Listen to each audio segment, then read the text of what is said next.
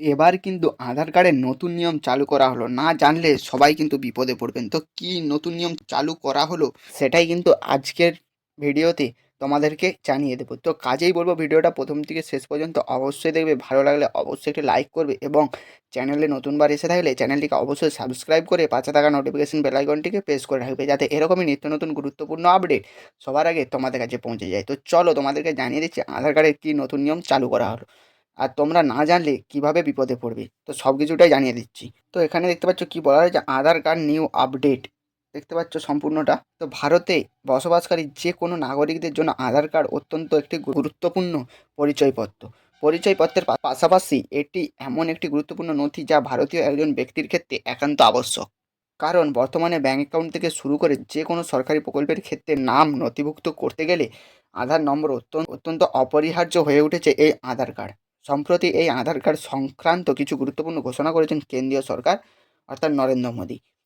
কেন্দ্রীয় সরকার ঘোষণা করেছেন যে তারা আধার কার্ডের ক্ষেত্রে কিছু পরিবর্তন আনছেন। সেই পরিবর্তনগুলি কী কী আজকে তোমাদেরকে জানিয়ে দিচ্ছি। তো দেখতেই পাচ্ছ কি বলা রয়েছে, আধার কার্ড নিউ আপডেট। তো প্রথমেই কি বলা হয়েছে, আধার কার্ডের বড় পরিবর্তন। 2016 সালে সামাজিক উন্নতির জন্য কেন্দ্রীয় সরকার আধার কার্ড সংক্রান্ত আইন চালু করেছিল। তারপর থেকে সামাজিক উন্নতির জন্য একের পর এক নিয়মের রূপবদল হয়েছে। সম্প্রতি নতুন একটি নিয়ম জারি করেছে কেন্দ্রীয় সরকার। এই নতুন উদ্যোগটি গ্রহণ করা হয়েছে আধার অথেন্টিকেশন ফর গুড গভর্নেন্স, অর্থাৎ আধার কার্ড অথেন্টিকেশনের তরফ থেকে। ঠিক আছে। এই উদ্যোগের ফলে সরকারির পাশাপাশি বেসরকারি সংস্থাগুলি গ্রাহক ও তাদের তথ্য যাচাই করতে পারবেন। এবারে বলে দিই আধার অথেন্টিফিকেশন কিভাবে করবেন।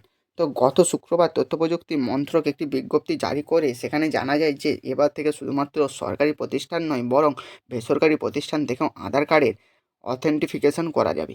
এর ফলে ভারতের বসবাসকারী নাগরিকদের জীবন যে আরও সহজ হয়ে উঠবে সে কথাই বলা বাহুল্য। এই সিদ্ধান্ত সম্পর্কে কেন্দ্রীয় সরকার দাবি করেছেন যে এই পদক্ষেপের ফলে নাগরিকদের পরিষেবা প্রদানের ক্ষেত্রেও স্বচ্ছতা তৈরি হবে এবং অন্তর্ভুক্তি আরও বাড়বে। ঠিক আছে, এবার জানানো যাক প্রেস বিজ্ঞপ্তি থেকে কি জানা গেল, এই নিয়মের ফলে কারা কারা লাভবান হবেন, অর্থাৎ কাদের কাদের উপকার হবে। তো এই বিজ্ঞপ্তি প্রসঙ্গে সম্প্রতি একটি প্রেস বিজ্ঞপ্তিতে কেন্দ্রীয় সরকার বলেছেন এই পদ্ধতির মাধ্যমে সার্ভিস প্রোভাইডার ও গ্রাহকের মধ্যে বিশ্বাসযোগ্য লেনদেনের সুযোগ তৈরি হবে। আধার কার্ডের আইনে এই নতুন নিয়ম সংযোজিত করার ফলে পরিষেবার মান যেমন উন্নয়ন করা হবে, তেমনি গ্রাহকের নিরাপত্তা সুনিশ্চিত করা যাবে। তো আধার কার্ডের যে নতুন নিয়ম, এর ফলে মনে করা হচ্ছে যে দেশব্যাপী নাগরিকরা বিশেষভাবে উপকৃত হবেন এবং সরকারি ও বেসরকারি পরিষেবাগুলো আরও অনেক বেশি সহজ হয়ে উঠবে। তো এবার তোমাদেরকে জানিয়ে দিই আধার কার্ডের অথেন্টিফিকেশন কিভাবে হবে। আধার কার্ডের অথেন্টিফিকেশন এর করবার জন্য কেন্দ্রীয় ও রাজ্য নির্দিষ্ট দপ্তরগুলির কাছে সরকারি ও বেসরকারি সংস্থাগুলিকে আবেদন করতে হবে যে সেই দপ্তরগুলি যেন সংস্থাগুলিকে আধার কার্ডে প্রয়োজনীয় তথ্য সরবরাহ করেন।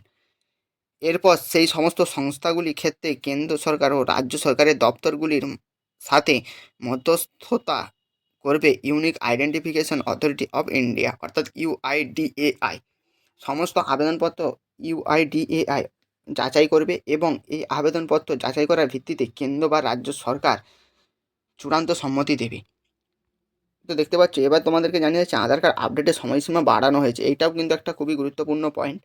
তো আধার কার্ডের যে আপডেট তোমরা ফ্রিতে করছিলে তার কিন্তু আবার সময়সীমা বাড়ানো হলো। তো দেখতে পাচ্ছ আধার কার্ড অথেন্টিফিকেশনের ক্ষেত্রে আরও একটি বিষয় জানিয়ে রাখা ভালো, সেটা হলো আধার কার্ডের ডেমোগ্রাফিক তথ্য কোনো রকম ভুল থাকলে নাগরিকরা বিনামূল্যে আপডেট করতে পারবেন।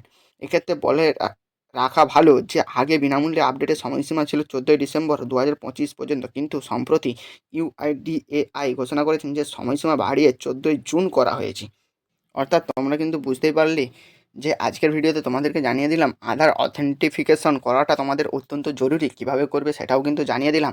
এবং আধার যারা এখনও আপডেট করনি তারা আপডেট খুব তাড়াতাড়ি আধার আপডেট করে নাও। তো বন্ধুরা এই ছিল আজকের আপডেট। যদি একটু হলেও ভালো লেগে থাকে অবশ্যই একটি লাইক করবে এবং চ্যানেলটিকে সাবস্ক্রাইব করে আমাদের পাশে থাকবে। ভালো থেকো, সুস্থ থেকো, সর্বদা ফ্রেন্ডস টেক সাপোর্ট চ্যানেলের সাথে জুড়ে থাকো।